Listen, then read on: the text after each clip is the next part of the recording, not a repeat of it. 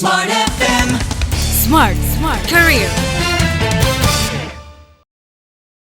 Halo semua listeners, jumpa lagi bersama dengan saya William Darmawan. Kali ini dalam podcast Smart Career. Smart listeners, salah satu skill yang saat ini berkembang dan banyak digunakan oleh masyarakat adalah skill storytelling. Seperti apa skill ini? Kita akan berbincang dengan narasumber yang sangat luar biasa. Ada penutur cerita, pendongeng, dan penulis cerita anak. Ada Kak Muhammad Aryo Farid Zidni Eshum atau Kak Ayo. Halo Kak Ayo. Halo Kak Gimana Willy. kabarnya? Baik. Aku agak kaget loh. Biasanya Muhammad Aryo tuh nggak pakai Kak. Terus. Oke. Terima kasih loh. Nggak apa-apa ya, biar kita semakin terlihat muda ya. Setuju nggak sih? Boleh. Oke, Kak Ayo. Kak Ayo, kalau kita berbicara soal skill storytelling, nah seberapa penting sih skill ini di dalam dunia profesional dan apa kegunaannya di zaman digital ini? Sekarang itu yang luar biasa, ini jadi berkembang kemana-mana jadinya. Jadi beberapa waktu lalu bahkan sempat ada aku bikin pelatihan corporate storytelling. Jadi itu teman-teman profesional yang tidak ada hubungannya sama sekali dengan mendongeng atau bertutur cerita, tapi mereka membutuhkan skill bercerita di dalam bisnisnya. Dan sebenarnya bisnisnya itu nggak berhubungan dengan orang secara langsung, jadi bukan orang-orang marketing gitu loh. Jadi memang ya untuk B2B, untuk ketemu partner, untuk ketemu ngobrol dengan timnya gitu. Tapi mereka butuh skill itu. Jadi seru banget sih sekarang perkembangannya, itu luar biasa banget storytelling itu. Karena bisa masuk kemana-mana. Seperti dirimu sekarang. Oke, butuh bisa skill masuk storytelling. ke beragam industri ya? Banget bisa, dan tidak hanya industri ya, tapi beragam profesi yang mereka crafted banget, yang memang artisan gitu loh. Jadi mereka itu bisa ketemu orang dan mereka bisa menceritakan produknya, dan orang akan tertarik karena ceritanya, bukan karena aku lagi butuh produk ini nih gitu. Oke. Jadi alasan bercerita itu kemana-mana banget. Bisa ceritain nggak awal mulanya Kak Ayu itu mendongeng dan melatih skillnya tuh gimana ya sebagai seorang storyteller ya, bisa dikatakan seperti Ya itu? bisa jadi storyteller sekarang, karena itu memang sudah jadi full time Job. activity. Karena masih tetap ada yang job, masih tetap ada yang hobi. Jadi kalau aku suka, aku mau bantu, aku akan lakuin gitu. Jadi nggak semuanya jadi job. Tapi memang awalnya bahkan dari situ, dari social activity yang dilakukan waktu zaman kuliah dulu. Jadi dulu itu dosenku yang menawarkan mau bantuin gak aku ada proyek sosial nih ke rumah sakit buat anak-anak yang lagi berjuang sama kanker dan tumor gitu kan. Nah, itu kayak tiba-tiba, oh apa nih, kok kayaknya seru nih, boleh dong gitu. Akhirnya terjunlah, ikut gitu kan. Jadi hari Minggu kita ke RSCM. Nah dari situlah mulai penasaran gitu loh, kok ini jadi seru ya. Mereka kok bisa menerima cerita dengan menyenangkan banget gitu, dan mereka appreciate banget terhadap cerita itu. Aku nggak bawa apa-apa, nggak bawa hadiah, nggak bawa alat bantu apa-apa. Nah dari situlah mulai mencari tahu lebih banyak, belajar lebih banyak, bikin penelitian juga, skripsiku juga waktu itu tentang itu gitu. Akhirnya teruslah berkembang gitu. Dan berarti waktu itu karena ketidaksengajaan atau memang sudah ada ketertarikan untuk menjadi pendongeng gitu ya? Melatihnya gimana tuh? Sebenarnya ketertarikan jadi pendongeng sih nggak ada, belum ada. Waktu itu, nah aku baru taunya bertahun-tahun kemudian sebenarnya. Kenapa aku jadi senang nih terjebak di dalam dunia anak-anak nih, dunia cerita. Nah pada saat itu tuh ingetnya kita lagi, aku sama beberapa teman-teman itu kita lagi bahas tentang buku cerita anak, buku cerita anak zaman dulu. Kemudian ketemu dengan buku-buku anak lama, ada majalah anak Bobo gitu kan. Kemudian ada Trigan, ada Storm, ada Aratmaya, dan ada macam-macam komik-komik zaman dulu seperti Tintin, Asterix juga. Dari situ, oh iya dulu itu bapak sama ibu itu ngomongin tentang cerita anak itu sebenarnya tidak pernah, tapi selalu menyediakan cerita anak di rumah. Buku-buku anak tuh selalu banyak banget.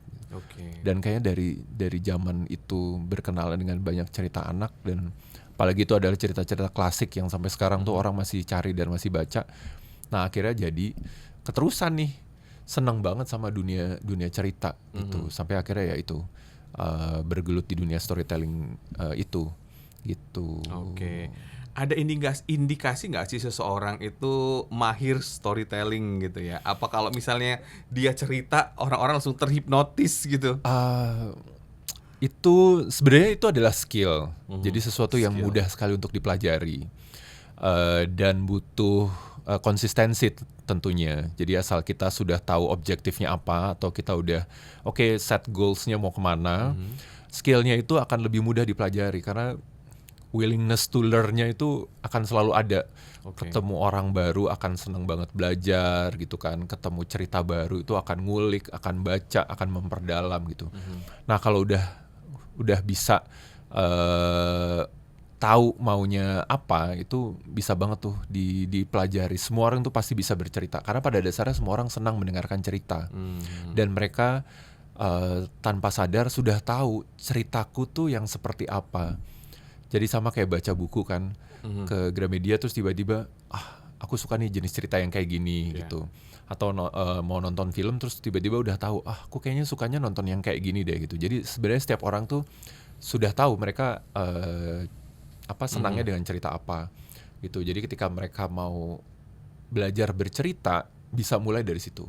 Oke. Set storiesnya itu yang kayak gitu tuh tipenya gitu. Dan itu sesuatu yang bisa dipelajari sebenarnya. Bisa dipelajari dan skill ya, makanya Skill, betul. kemampuan itu dan diasah, Betul. latihan-latihan Betul. gitu. Nah, melatihnya agar kita bisa bercerita di depan orang banyak itu gimana? Karena kan beda ya kalau kita kayak ngobrol berdua gini. Kalau di depan orang banyak kan di depan panggung, kemudian di depan anak-anak, bahkan juga banyak orang tua gitu. Melatihnya gimana? Skill basic kalau buat storytelling itu udah pasti adalah komunikasi. Jadi kemampuan komunikasi itu berperan besar sekali untuk membangun kemampuan utama dari si storyteller ini. Nah, ini akan mulai dari situ dulu nih. Gimana kita berbicara, gimana kita berhadapan dengan orang gitu kan. Nah, dari situ baru akan specifically masuk ke ceritanya. Ya.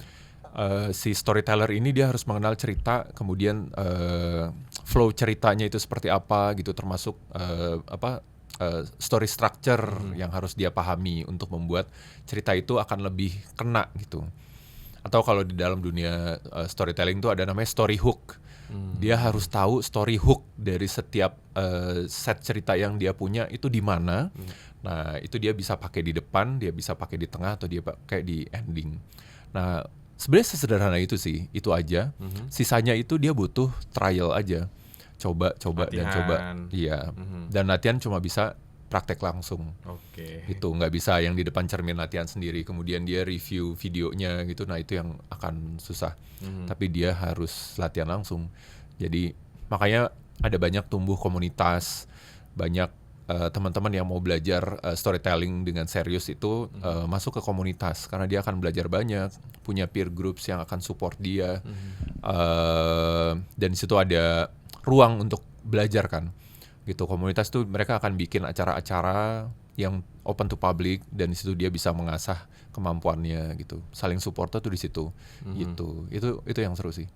Ya, menarik perhatian orang gitu ya ketika sebuah acara dilakukan di publik itu kan ramai ya, kadang-kadang ada distraksi, kemudian juga anak-anak juga kan biasanya Wah, ya kejutannya suaranya banyak juga, banget. kejutannya banyak dan senang bermain gitu ya. Untuk menarik perhatian mereka itu kuncinya gimana? Asal kita bisa membangun suasana yang tepat dari awal dan kita tahu kondisinya, sebenarnya siapapun tuh bisa. Karena aku ada kegiatan mendongeng untuk anak-anak, ada kegiatan mendongeng untuk orang dewasa juga.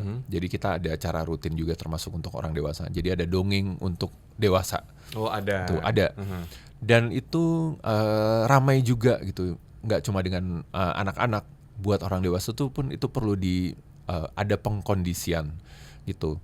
Nah, caranya untuk menarik perhatian ya pasti tentu satu dari pilihan ceritanya itu sudah harus dipersiapkan dengan baik. Storyteller yang baik dia punya banyak reference, punya banyak cerita. Sama kayak penyanyi, kita punya repertoire juga, story repertoire juga itu harus disiapin. Kalau mau pentas dia harus nyiapin banyak pilihan cerita. Jadi kalau di awal tampil nih gitu, wah kayak ini agak serius semua nih gitu, orang dewasanya nih, oke, aku siapin cerita yang ini gitu. Tapi ketika mau pembukaan di awal, serunya storytelling itu kita bisa interaksi dulu di awal. Gitu. Jadi bukan kayak pementasan teater atau drama gitu kan yang harus mulai gitu, dan ketika itu udah mulai harus sampai selesai skrip. Tapi kalau storytelling itu kita bisa pembukaan dulu di awal gitu kan. Bisa Itu, mancing-mancing dulu. mancing dulu. Itu sebenarnya untuk cari tahu. Itu pengondisian awal juga, tapi responnya itu kita olah. Oke, ini kayaknya bisa masuk nih cerita ini. Jadi as a bridge to the real story gitu. Tapi kalau misal kayaknya nggak masuk nih topik yang ini, bisa langsung switch ke cerita yang lain gitu. Makanya nyiapin banyak cerita. Nah, pengkondisian itu sebenarnya itu adalah layer kedua dalam kita memilih cerita yang mana gitu. Jadi di awal kita udah nyiapin beberapa cerita, setelah tahu acaranya seperti apa, kemudian audiensnya usianya berapa, mereka latar belakangnya kira-kira apa, waktu kita berapa lama, ini acaranya temanya apa, waktunya kapan gitu. Semua itu menjadi pertimbangan untuk memilih cerita. Itu baru kemudian pilih cerita. Layer keduanya itu ya dari conditioning awal itu, interaksi di awal, baru ketahuan kayaknya cerita ini nih gitu. Tapi kalau di dalam berjalan ya cerita ternyata kok kayaknya responnya nggak bagus nih, karena cerita itu kan nggak harus lucu. Cerita itu bisa menegangkan, bisa menyeramkan, bisa ada twisted tales yang at the end tuh kayak membuat orang tuh iya juga, wah bener nih gitu, yang ada wow momennya atau inspiring spark story-nya di akhir gitu. Nah, kalau misalnya di tengah-tengah kayak nggak oke, itu bisa diselesaikan cepat, kemudian jump in ke cerita yang lain lagi. Gitu. Jadi stok cerita harus banyak. Harus banyak banget gitu, harus banyak banget. Makanya Makanya modalnya sebenarnya komunikasi sama banyak-banyak baca buku atau mendengarkan cerita. Itu karena dua ini pasti kepake banget. Oke. Nah, gimana caranya supaya nggak oversharing gitu di panggung sehingga mungkin penonton ya lebih tepatnya itu tidak merasa boring dan akhirnya mengikuti terus gitu ya. Ini ada nggak tipsnya? Kalau aku sih sesederhana don't push your luck. Jadi nggak usah maksain diri deh gitu. Nah, serunya mendongeng itu adalah part interaktifnya. Part interaktifnya itu bisa berjalan di awal, sepanjang cerita, dan di akhir. Nah, di awal kalau misalnya kita conditioning interaksi di awal, ngobrol-ngobrol, ternyata kita bisa dapetin nih, grab their attention gitu, terus kemudian bisa masuk nih ceritanya. Coba terus. Tapi berjalannya cerita, interaksi itu terus berjalan gitu. Kita menantikan celutukan-celutukan kecil atau bahasa nonverbal mereka deh gitu. Semakin mereka ke depan, ya posisi badannya semakin mendekat ke arah kita gitu, atau ada bertopang dagu itu menganalisa gitu. Jadi bahasa-bahasa tubuh yang nyimak nih. Mayoritas masih nyimak. Terusin ceritanya. Tapi kalau nggak usah dipaksain, udah di cut the story gitu, kemudian masuk ke cerita yang lain, atau ya udah totally end the session gitu loh. Itu pun nggak apa-apa gitu.